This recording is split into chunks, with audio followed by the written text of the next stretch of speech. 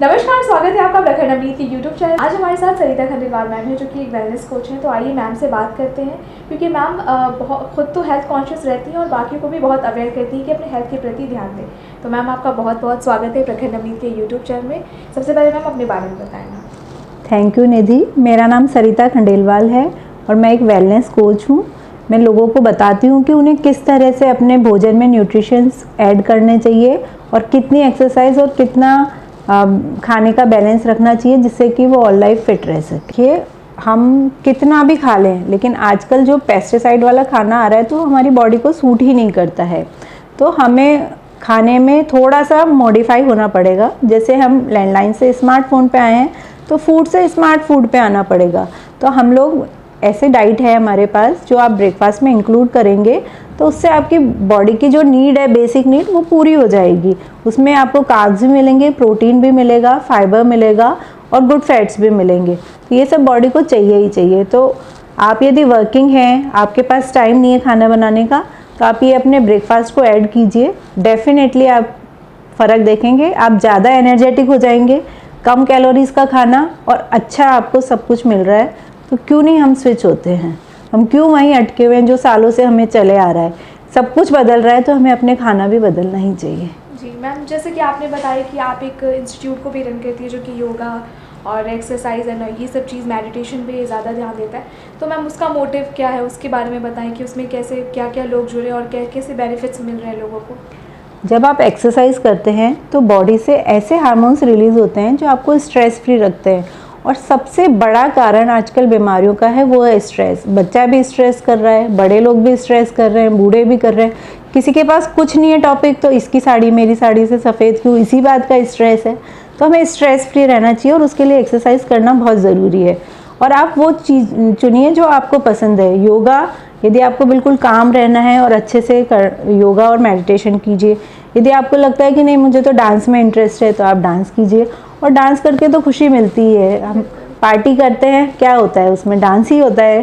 तो डांस करना चाहिए, एरोबिक्स कीजिए, हाथ पैर हिलने चाहिए। बेसिकली ये है मोटो हमारा कि हमें एक जगह बैठे नहीं रहना है। लाइफस्टाइल में आजकल ये हो गया, यंग जनरेशन भी बैठी रहती है, बड़े लोग भी टीवी देखने के लिए बैठे रहते हैं। तो हमें हर आधे एक घंटे में उठ के थोड़ा टहलना चाहिए 5 मिनट के लिए, हाथ पैर को मूव करना चाहिए और 1 घंटा एक्सरसाइज तो ज़रूरी है ही, वो हमें करनी ही चाहिए। मैम जैसे कि आपने बताया कि एक्सरसाइज और, लेकिन कुछ लोग सोचते हैं कि एक्सरसाइज बहुत ज़्यादा इंपॉर्टेंट होता है। इंस्टेड ऑफ आप जंक फूड खा रहे हो और एक्सरसाइज कर रहे हो तो वो बहुत बॉडी के लिए बहुत अच्छा है, बट ऐसा होता नहीं है। तो उसके बारे में आप बताएं कि उसमें आप क्या विचार। नहीं, आप जंक फूड खा रहे हैं तो वही मैंने बोला ना कि आपकी बॉडी को कुछ भी नहीं मिल रहा। गाड़ी पानी डालने से नहीं चलेगी, गाड़ी तो पेट्रोल डालने से ही चलेगी। तो जंक फूड पानी है और न्यूट्रिशियस फूड पेट्रोल है। पेट्रोल डालोगे तो आपकी लाइफ आगे तक अच्छे से चलती रहेगी। तो अच्छा न्यूट्रिशियस खाना डालिए, मल्टीविटामिन्स ऐड कीजिए, ओमेगा 3 ऐड कीजिए, गुड फैट्स भी बहुत ज़रूरी है। फैट नहीं खाओगे तो बॉडी में धीरे धीरे लुब्रिकेंट कम हो जाएगा। तो घुटनों के बीच में आजकल होता है कि ग्रीस ख़त्म हो रही है। उन सब का रीज़न क्या है कि फैट ही कट कर देते हैं लोग पतला होने के लिए, या फिर डाइटिंग शुरू कर देते हैं। तो बॉडी को कुछ दे ही नहीं रहे, बॉडी कैसे चलेगी। एक टाइम के लिए, शॉर्ट टाइम के लिए वो अपना असर दिखाएगी, लेकिन लॉन्ग टर्म के लिए आपको यदि करना है तो आपको डेली रूटीन फिक्स करना पड़ेगा, अपने लाइफस्टाइल को चेंज करना पड़ेगा, वाटर इनटेक ज़्यादा से ज़्यादा करना पड़ेगा।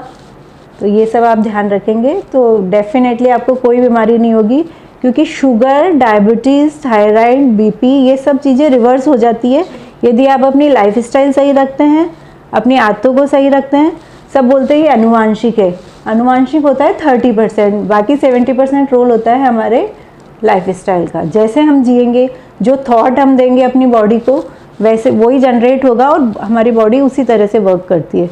तो हमें खुश रहना चाहिए और अपने आसपास वालों को भी खुश रखना चाहिए। मैम जैसे कि आजकल आज का जो जनरेशन हो गया है वो काफ़ी मेडिसिन पे काफ़ी डिपेंडेंसी हो गई। मतलब हेडेक होती है तो मेडिसिन ले लेते, बैक पेन हो गया या थोड़ी थकावट लग रही है। तो आपका क्या थॉट है कि मेडिसिन मतलब बॉडी को, क्योंकि मेडिसिन आप ज़्यादा लोगे तो वो हार्म करेगी, तो आपका इसमें क्या थॉट है? मैं मेडिसिन के बिल्कुल ख़िलाफ़ हूँ। मैंने बचपन से कोई मेडिसिन नहीं ली। कोशिश मेरी यही रहती है कि मैं मेडिसिन कम से कम लूँ, क्योंकि उनके साइड इफ़ेक्ट्स होते हैं लॉन्ग टर्म में जाके। हम पेन किलर खाते हैं तो उसका साइड इफ़ेक्ट होता ही है। डॉक्टर्स भी आपको नहीं कहेंगे कि आप लंबे टाइम तक खाइए, वो भी आपको कहेंगे आप रुक जाइए थोड़े टाइम, ब्रेक लीजिए, फिर सही नहीं होता है तो आप खाइए, क्योंकि किसी के पास इलाज नहीं है। यदि हम बीमार ही नहीं होंगे तो इलाज की क्या ज़रूरत पड़ेगी। तो मैं ये कहती हूँ कि हमें अपनी लाइफस्टाइल ऐसी करनी चाहिए, इम्यूनिटी बढ़ानी चाहिए। तो वो सब हार्मोन्स जैसे 30-40 की एज में लेडीज़ के हार्मोन्स चेंज होते ही होते हैं, वो एक नेचुरल प्रोसेस है। तो उस समय हमको हार्मोन इंटेक करने में प्रॉब्लम क्या है, वुमेन्स चॉइस आता है, वो आप लीजिए, वो आपके हार्मोन्स को बैलेंस रखेगा।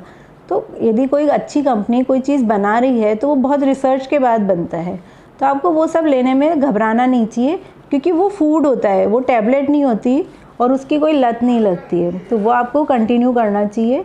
ये सब न्यूट्रिशंस होते हैं। और आप देखिए कि ब्रेन हेल्थ, ब्राह्मी खाएंगे तो आपका ब्रेन डेफिनेटली वर्क करेगा।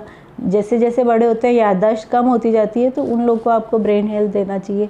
डाइजेस्टिव हेल्थ के लिए प्रोबायोटिक खाना चाहिए, क्योंकि आजकल हमारे इतना जंक फूड खा रहे हैं कि प्रोबायोटिक्स तो है ही नहीं। तो उसके लिए दही भी कितना खाओगे, कि कौन खा रहा है। और आजकल यंग जनरेशन तो आते जाते shake P low, cold drink P low, तो वो सब हमको नेचुरली इंटेक कर लेने चाहिए, उसमें कोई प्रॉब्लम नहीं है। एलोवेरा का जूस पीना चाहिए, ये सब नेचुरल आइटम्स है जो अपनी बॉडी को रिक्वायरमेंट होती है और हमें देना चाहिए।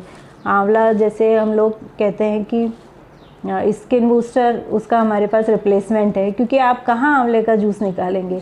तो रेडी टू ईट हमारे पास सब कुछ है, और वो सब नेचुरल और बहुत साइंटिफिक वे में बनाया हुआ है। तो आप लेंगी तो आपको फ़ायदा डेफिनेटली होगा, क्योंकि हमारे जैसे 30-40 के बाद कोलेजन भी बनना कम हो जाता है, तो वो भी बॉडी की रिक्वायरमेंट है। तो ये सब चीज़ें नेचुरल होती है, इनसे घबराना नहीं चाहिए और ये लेना चाहिए। मैम, मेरा एक अंतिम सवाल है कि एज अ वेलनेस कोच आप लोगों को क्या मैसेज देना चाहेंगी, वो बताएं। मैं यही कहना चाहूँगी कि सुबह जल्दी उठिए, क्योंकि वो एक आप सूरज की पहली किरण लेते हैं तो वो बहुत ज़रूरी होता है। सब कहते हैं आजकल 3-4 बजे बच्चे सो रहे हैं, सुबह 12 बजे तक उठ रहे हैं, तो वो गलत है, वो नहीं होना चाहिए। उठते ही आप पानी पीजिए, फिर आप थोड़ा गर्म पानी पी के फ्रेश होइए। ब्रेकफास्ट बहुत ज़्यादा ज़रूरी है, ब्रेकफास्ट कभी नहीं अवॉइड करना चाहिए। और हेल्दी ब्रेकफास्ट लेंगे तो उसका तो कोई तोड़ ही नहीं है, क्योंकि वो आपको दिन भर के लिए एनर्जेटिक रखता है। बहुत बहुत शुक्रिया मैम, हमसे खास बातचीत करने के लिए। धन्यवाद।